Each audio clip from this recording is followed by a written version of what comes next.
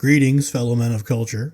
As always, I'm broadcasting live from the Teldrassil tombstone at the peak of Thundercock Mountain. World of Warcraft has been one of my favorite games of all time for the past 17 years or so. Not for what it's like now, but for what it used to be. Endless core memories of playing with friends and guildies, running around trying to lick Sylvanas' toes. You know she got a huge bush. That pussy better stank, otherwise I don't want it. Failing at Frogger and typing slurs in Baron's chat. Memories as warm as waking up in the middle of the night to your uncle tickling you on the inside. It's been especially heartbreaking for me to see the game decline in nearly every aspect for the past 7 years or so. Really quick, I want to mention this video's sponsor, my channel members, Dawson the Hole, Tukatrupa, Holden Thompson, Ryan Engel, Swamp Ninja, and the Herbalist. You guys are always welcome on Thundercock Mountain. The base design philosophy of the game has slowly changed from MMO to single-player MMO, which is a conflicting description, but if you've played the game since the group finder was initially introduced, you know what I'm talking about. There are other people around you in the same way there are other people living in the same apartment building as you. You occasionally see people around, you never speak to each other, and you forget the other even exists 5 seconds after crossing paths. Prompted me to even reflect on WoW in the first place was the recent announcement of the game's first ever official Pride event. On June 27th, 2026, the Darkspear Dildo Dash will take place as part of Pride Month. A game that used to be about big beefy boys, 15-pound hammer cocks swinging between their juicy thighs, is now all about those same cocks covered in poop. Join the Darkspear trolls as they celebrate individuality and identity.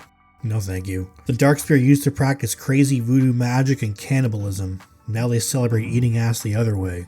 Smoking Nick and sucking dick. Smoking Nick and sucking dick, baby! This may not seem like a big deal on the surface, and maybe it isn't. The reason this particular introduction of a Pride Month thing in a game is because Blizzard is like 5 years too late to the bug-chasing party. Every corner of media, from books, music, movies, and video games, have been endlessly inundated with LGBT messaging since at least 2016. The general audience for mainstream games like World of Warcraft are way over the shit at this point. Whether or not people like to suck dick doesn't need to be fisted into everything. I suck dick behind KFC for a double down all the time. I don't go around telling everybody about it. I bring it up every 4 videos tops. WoW just happened to announce this at a time when people are just sick of the propaganda and everything. Nobody cares about who you prefer to sleep with. Nobody cares about your favorite color. We've hit critical mass for eye rolling at this subject matter. Everyone is over this. The only good thing to come from this is it's also a fundraiser for the Trevor Project, a non-profit crisis hotline for LGBT individuals.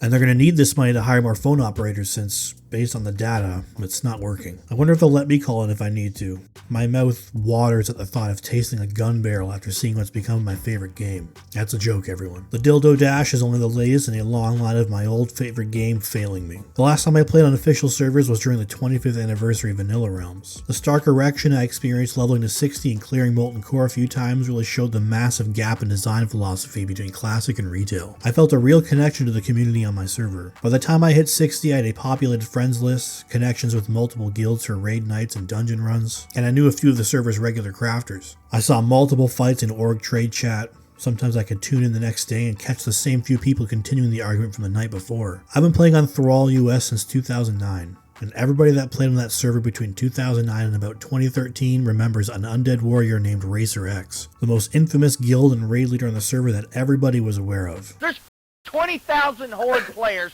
on the server. God damn it, it's a 25-man raid. I don't need to fucking raid with you.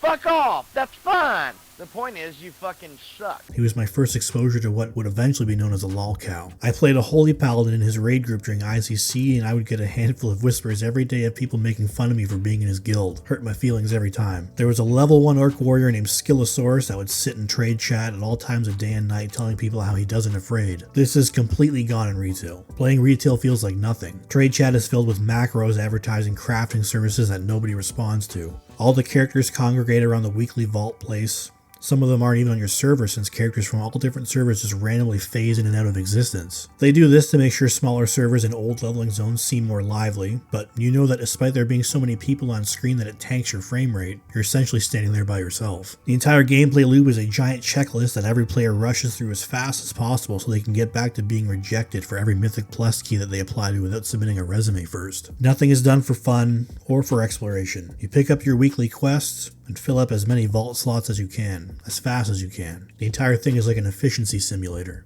It's just rote steps.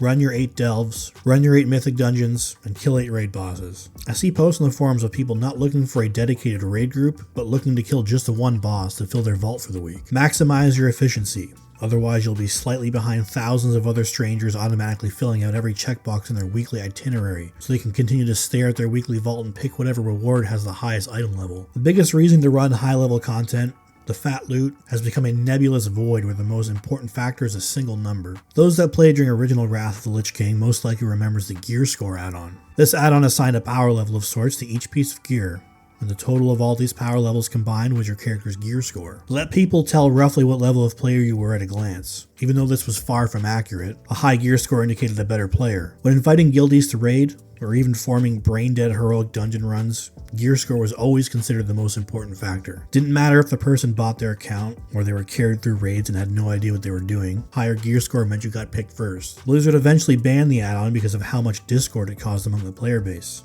and a lot of people were happy about it going away. A few years later, they just implemented the exact same concept themselves with a mechanic called item level. Instead of adding all of your item level together, it averaged your character's item level at a glance, and the entire problem just started again. This was the beginning of items becoming completely nameless icons. Nothing matters but item level. Check any class guide. Secondary stats or effects are not considered at all if there's a single point in item level difference. One trinket has your main stat and a crit proc at 500 item level. Another trinket also has your main stat, but it puts a carrot in your ass with an item level of 501. Better keep the lube nearby because your butthole is going to be orange with beta carotene. Everybody brings this up, but seeing someone with certain items on their character used to be a big deal. Seeing a rogue standing next to the bank with a Thunder Fury, you knew he had to eat a lot of ass to get there before the 9 warrior off-tanks in line to get one. Either that or the rogue was a girl. Everybody that cared had a wish list of amazing items that they and tons of other guildies wanted, and odds are they knew each item by name. Every mage wanted a mage blade, every warlock got to watch them go straight to mages, as they sadly stare at their 4 bags full of soul shards. I can't name a single piece of armor,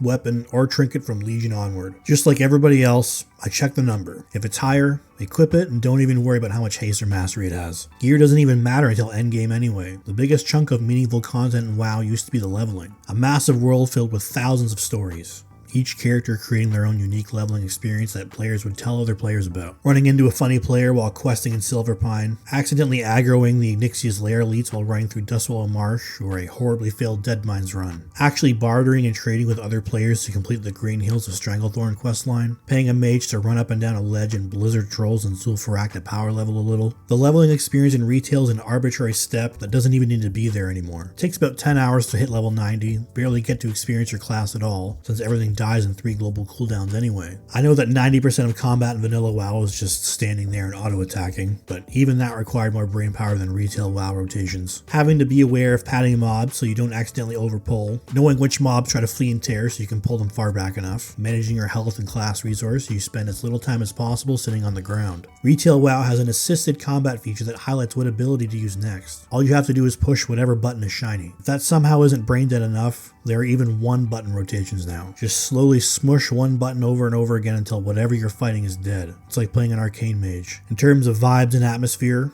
current WoW seems to have lost its identity. This game is responsible for some of the most iconic cinematics in gaming history. The original cinematic is 22 years old at the time of writing, and it still looks amazing. After all this time, it is still closely associated with the game. WoW's recent cinematics look like Pixar productions. They are undeniably high quality, well animated things, but they're not World of Warcraft. Highly saturated colors with Disney looking characters, everything is super happy and nice. There's no war or craft, there's only of. When the 25th anniversary of Realms progressed to Burning Crusade in February, the feeling hit me. Every WoW player knows that feeling well. The temptation to resub, hit the new level cap, and start raiding again. Even though those first few expansions are the best the game ever was in my opinion, and I would love to play, I can't stomach the thought of giving Blizzard any money. Knowing how they treat the game and its players these days, I can't resub even though I really want to. There are plenty of alternative ways to enjoy my favorite game in its prime, without having to give modern Blizzard a dime. Chronos is launching fresh servers in May. Turtle WoW is always there providing the Vanilla Plus experience that Blizzard seems terrified to do. There are a handful of other servers out there providing an experience from nearly every era of WoW. Just knowing that, at least for now, I can still play those iterations of the game without having to pay Blizzard gives me a small sense of comfort.